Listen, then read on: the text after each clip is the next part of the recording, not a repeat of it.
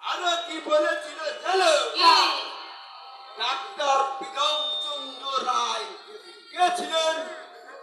তুই কি বললি বাবা? আমি বললুম ওই বিধানচন্দ্র রায় ছিলেন ওই যে বাংলা সিনেমার নায়িকা ওই শতাব্দী রায়ের বাবা।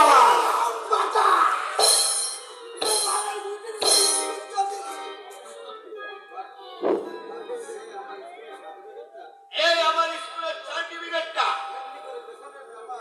এমনি করে পিছনে চাবাক খুললে যখনই আমি বের করতে গেছি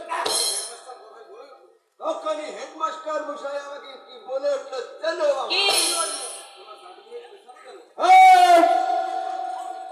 তোর সার্টিফিকেট পেছনে কেন?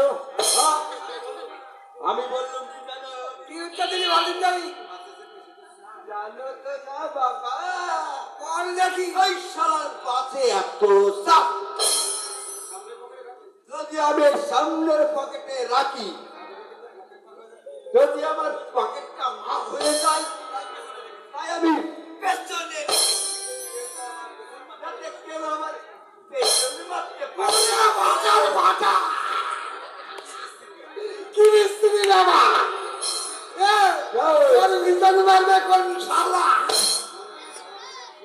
মনে হচ্ছে সাদার মেয়েটাকে আমি এখন ভাবতো